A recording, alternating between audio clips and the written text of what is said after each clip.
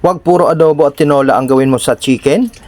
Subukan mo ang resepeng ito at ikaw ay hindi mapapahiya sa iyong pamilya. Lubhang napakasarap, walang matitira sa inyong lamesa. Watch and learn. Napakasarap. Tamang-tama lang ang timpla.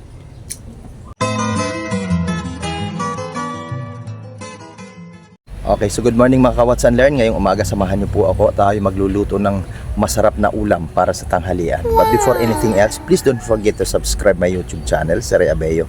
Hit the notification bell para updated po kayo sa mga video ng upload ko. Please don't skip my ads. Kaya tara mga ka-Watch and Learn, samahan niyo po ako. Bibili po tayo ng pakpak ng manok at yun po ang iluluto natin. Watch and Learn. At naghanap nga po ang inyong lingkod ng pakpak ng manok sa palengke at tayo nakakita ng sariwa. Magkano kilo ate nito? 190 yan. Bigay ko na lang kayo na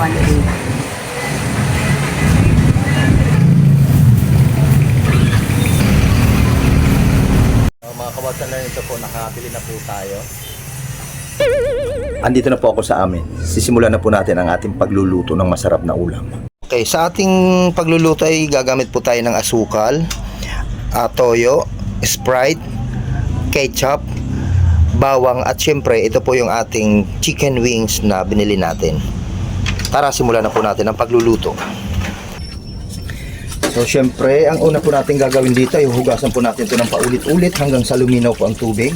Sa ganyang malinis na, ayan, sisimulan na po natin ang paglalagay ng mga ricado. So kailangan po natin ng maraming bawang para po masarap ang ating niluluto. Una po natin gagawin, ilagay po muna natin ang bawang. Ayan.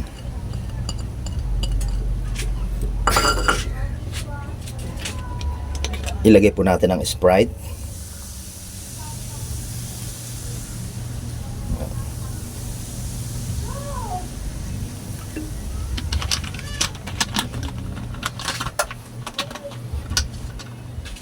Lagyan po natin ng kalamansi. Lagyan po natin ng asukal. Ikaw na bahala magtansya kung gaano karami. At ilagay natin ang ating toyo. At syempre, huwag natin kalilimutan ang ating ketchup.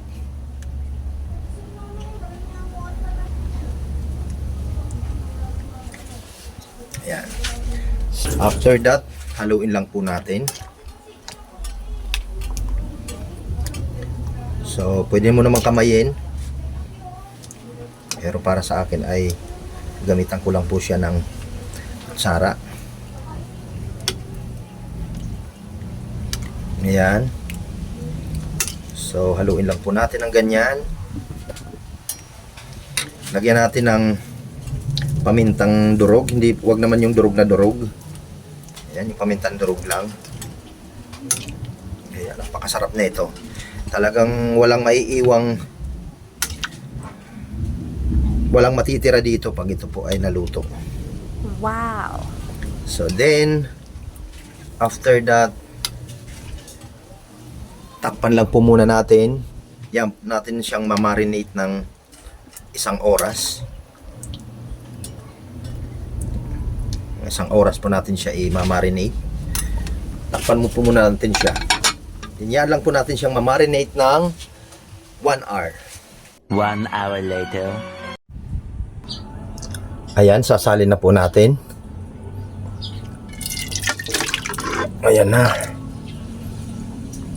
Saka natin bubuksan ang ating kalan. Ayan. So, paiigahin po natin ang sabaw hanggang sa maiga. So, yun lang po ang gagawin. Naantayin nyo lang po maiga ang kanyang sabaw. Then, takpan po muna natin.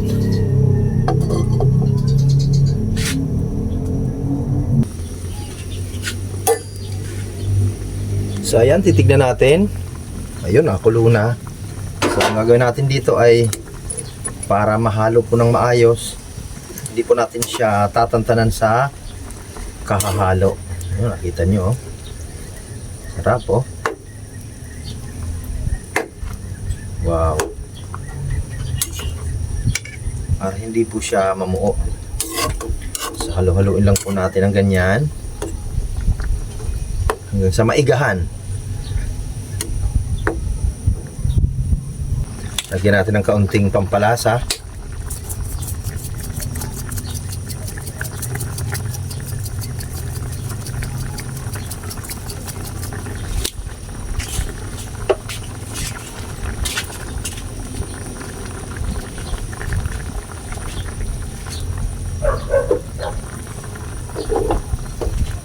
Saka po natin haluin ulit.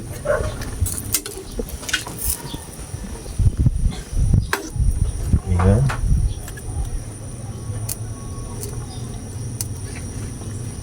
Ayan, oh. Babalik rin po natin ang iba para pantay po ang luto nila. Saka po natin tatakpan muna. So ayan, tingnan na natin. Ayun, oh, kulong-kulo na, oh.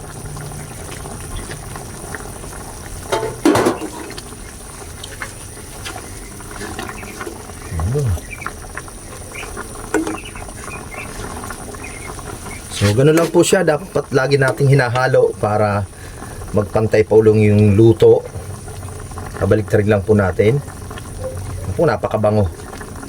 Mga ka-watch and learn.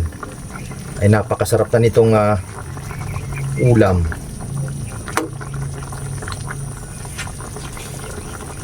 So yan lang po natin siyang kumulo.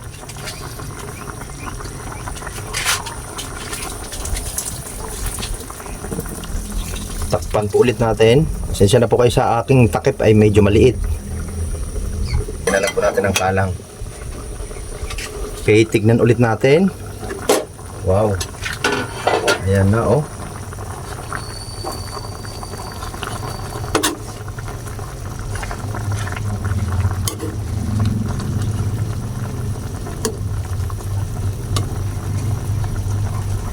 Masarap na niya ito.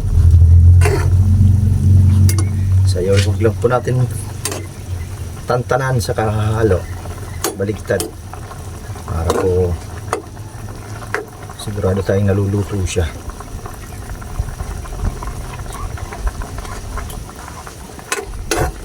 Diba?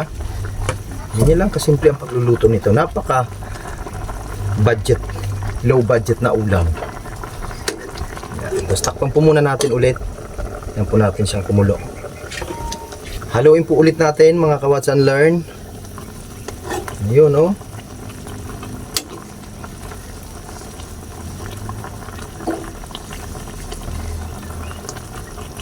Sure po tayo na masarap ang ating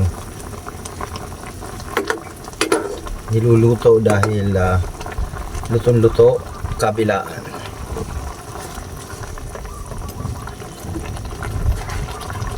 Then takpan po ulit natin. Ayan, tignan na po natin. Oh, ayan na po. Nag-caramelize na po. Ayan na, oh. Ang sarap na nito.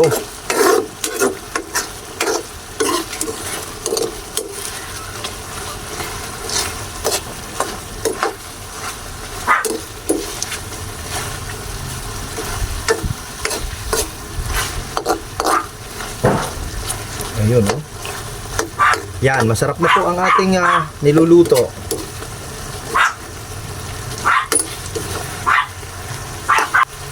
So yan po ang ating masarap.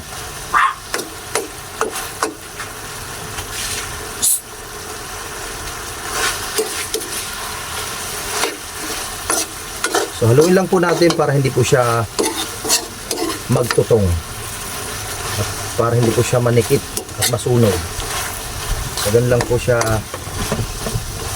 ang diskarte para po ayan. Ako.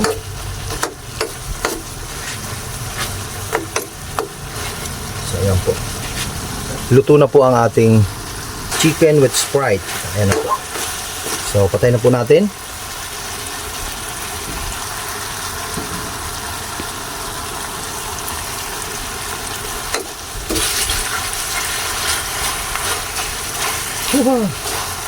Ang sarap nito.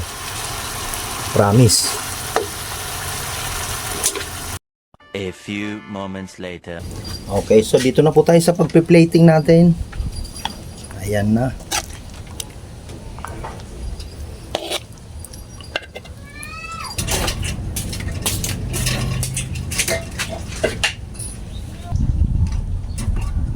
Ayan na po ang ating masarap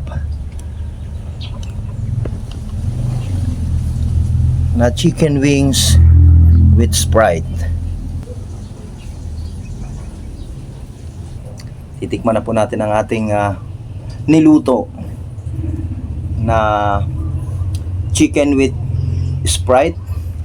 Ang lasa niya parang teriyaki daw, sabi nung pinatikim ko. Pero bago po natin tikman ay magdasal po muna tayo. Bless us, O Lord, in this day gifts which you are about to receive from thy bounty through Christ our Lord. Amen.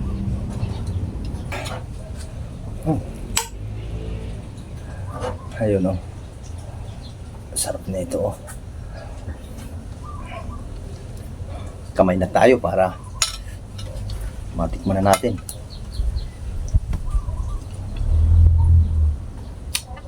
Wow.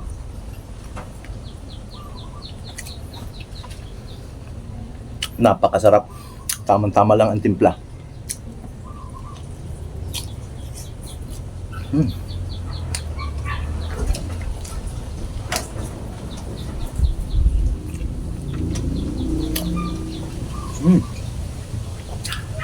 Napakalinam na. Ganun lang po kasimple ang pagluluto nito. Napakadali lang po lutuin.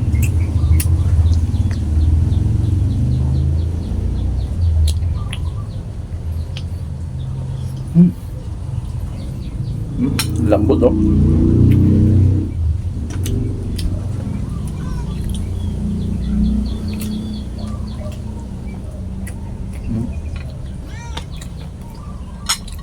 Napakalambot.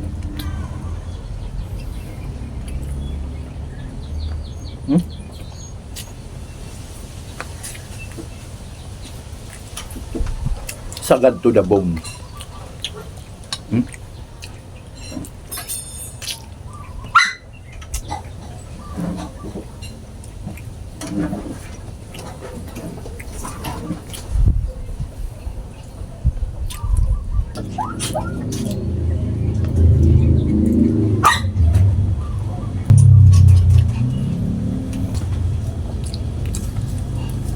So, yun, oh. Napakalambot.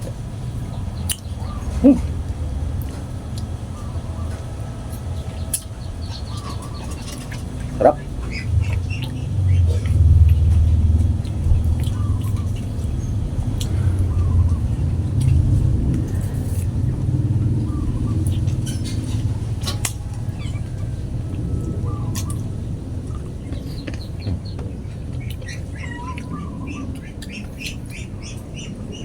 So, maraming salamat po sa pagsama. Hanggang dito na lang po ang vlog ko. Please don't forget to subscribe my YouTube channel. Shoutout po kay paring Renjo Yape, kay paring San Renumel Farm Vlog, kay Kuya TV, kay paring Monting, paring Willie, at sa mga subscribers ko. Maraming salamat po sa inyong panonood. Hanggang dito na lang po ang vlog ko. Bye-bye po. God bless po. Maligayang Pasko at manigong bagong taon. Bye-bye po.